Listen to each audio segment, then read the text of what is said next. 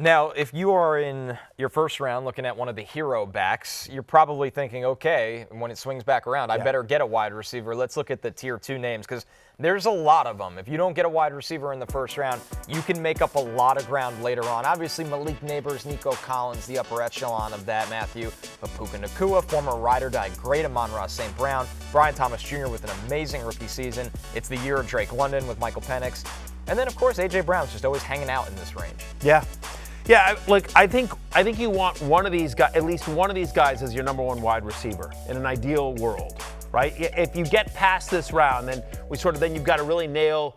You have to either have two super strong running backs, or you've got a running back and a tight end where you feel like you're going to crush. Now, there's some depth at wide receiver, which we'll get into in tier 3, but I feel really good about any one of these guys as my number one wide receiver. If I leave the draft with anyone. 1 through 10 among my wide receivers in terms of tier 1 or tier 2. If that's my number one wide receiver, I'm good.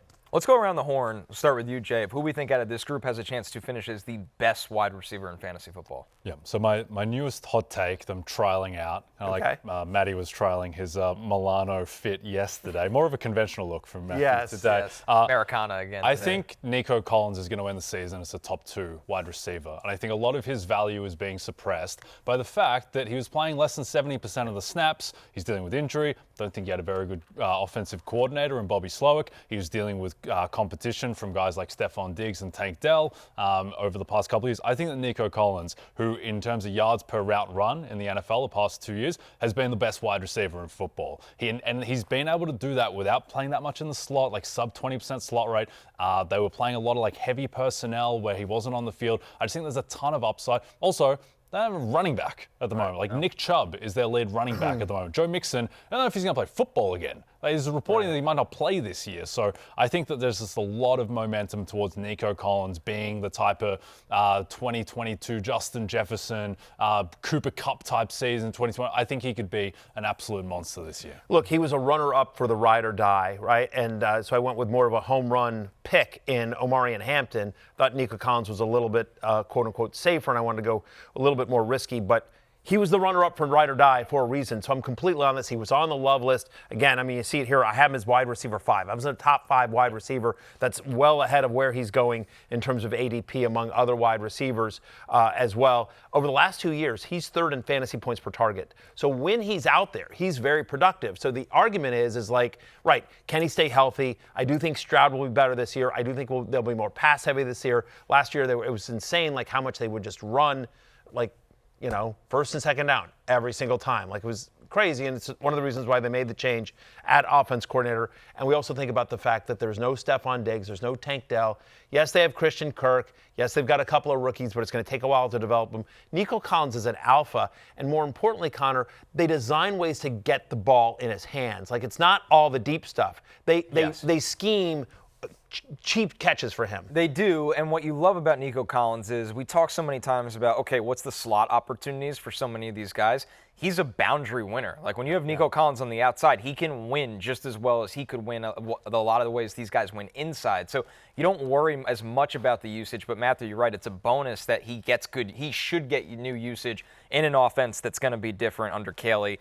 But for me, guys, my choice is Malik Nabers, fair. Which is an easy one, right? Yeah. He's the top guy in the tier 2, but it's volume. Would I be shocked if Malik Nabers has a 2022, 2023 CeeDee Lamb kind of season where you get north of 156 targets, you get a ton of receiving yards, and the fact of what he did last year where he finished as wide receiver 6 with Daniel Jones, Tommy DeVito, Drew Lock, now you go Russell Wilson, eventually Jackson Dart, and emergency Jameis Winston, and he's the guy in the offense. He's going to get deep targets. He's going to get screen targets. He's going to be a PPR machine. I am very comfortable taking Malik Nabers at the end of round 1. Wide receiver 6 in 2004 with Daniel Jones, Drew Lock, and Tommy DeVito. It's crazy. And so now he's got either Russell Wilson or Jackson Dart, or even maybe famous Jameis, right? Whoever is his quarterback this year is going to be a significant upgrade over what he did last year when, again, he was wide receiver 6. 1,000%, I think. It would not be a shock. It's well within the range of outcomes if a year from now we're talking about number 1 wide receiver in fantasy Malik Nabers or number 1 wide receiver in fantasy Nico Collins. So I agree with both those picks. Just to give one more sort of idea here is, 2 other guys that I think could be there. is Detective Drake London. Of course. Just, I mean, like, again, I know people are talking about Kyle Pitts, but like, there's a chance that Drake London flirts with a 40% target share. Could have the most targets in the league. He could have the most targets in the league with a quarterback that looked good in a small sample size, is going to fling it. And if he suddenly gets the touchdowns, which just hasn't been there in a big way. He should. But he should, right? Yeah. And so I think Detective Drake London could get there. And listen, Brian Thomas, over his final 6 games last year, was the second best wide receiver in fantasy football. Now, some of that was with Mac Jones, and now they've added Travis Hunter. But the talent is off the charts. I think Trevor Lawrence is better than he gets credit for, and I think he'll be better this year under Liam Cohen. I think they're going to throw a ton, and so Brian Thomas just may be a guy that, like, just where the talent wins out. So that, I think that's on the list as well. By the way, crazy thing, because this should be extremely anti-correlated, but I think there's a chance that Drake London has the most targets in football and Bijan Robinson has the most carries in football. It just shows you how streamlined that offense is between just those two guys. We still don't have a timetable for Darnell Mooney's return. Yeah. I mean, right now, Drake London's competing for targets with Kyle Pitts, who were, year 4 of waiting on Kyle Pitts, and Ray McLeod. Am I forgetting anyone, like, in Atlanta? Like, Right. We don't know if Mooney's going to be healthy to start the – like, that's a big if right now. It's the last thing I saw was no timetable for his return, like, which is, the 4 worst words in fantasy football. We're hoping Mooney gets back, but just in the meantime, it's a good offense that's going to be very concentrated. And the defense probably not going to be that good. No. K. Gemma in the comments here. Amon-Ra too high for me. J-Mo will rise and Laporta bounce back, and I think Gibbs' passing game production slight uptick. I'll say this, K. Gemma, you could believe in all those things. Yeah. Jared Goff still threw for over 4,600 yards last year. So even if those things happen for those other guys, it might not affect Amon-Ra at all. Yeah, by the way, more for a smaller slot guy, Amon-Ra St. Brown scores a lot more touchdowns than you would think. Jared Goff trusts him when they get into the end zone, in the red zone, when they look close. He scores a lot more touchdowns. And, like, the reason I didn't mention him as a potential number 1, because I do think his ceiling is limited. To your point, with Williams coming on and Laporta and, of course, the running backs, Gibbs is going to be more involved in the passing game this year. But the floor is so high. Like, he has 7 to 8 receptions every single game, and so that's why he's here. I think the floor is highest on Amon-Ra St. Brown.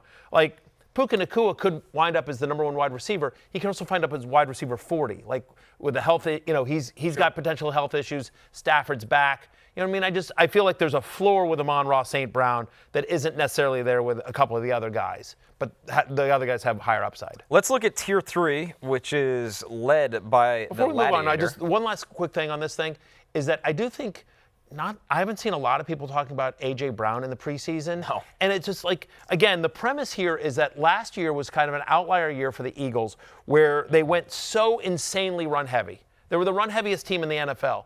And that if they go back to normal levels under Sirianni, which is like basically still run heavy, but like top 10, not the run heaviest team, and they try to take some pressure off Saquon and they try to throw it a little bit more. Again, you talk about a narrow, it's A.J. Brown and Devontae Smith. And so I do think A.J. Brown, who just is one of the best wide receivers NFL-wise in the league, if they just get back to being reasonably run heavy as opposed to crazy run heavy, I think A.J. Brown could actually have a really nice year. Yep. 2/3 of the way through 2023, the clear 3 best skill position players in football were Christian McCaffrey, Tyreek Hill, and A.J. Brown. Like, A.J. Brown was doing this thing where he's putting up 125 yards and a touchdown every week. Yeah. And he's the only one of those 3 guys who's, like, not on the wrong side of the aging curve. And, like, they're just going to throw the ball more. Saquon's not going to get close to 500 touches, regular season and postseason combined. So I think A.J. Brown will bounce back. Yeah, I'm with you guys as well. Should be a good year for A.J. Brown. Terrence Murphy, comedy.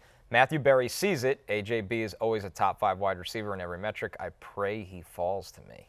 2 rocket ship emojis. Yes. Not just 1. To the moon. To the moon. Hey, it's Matthew Berry from NBCSports.com and RotoWorld.com, and I want to thank you so much for watching whatever it is you just watched, or if nothing else, being too lazy to click out of the autoplay after this video started, after whatever it is you actually wanted to watch finished.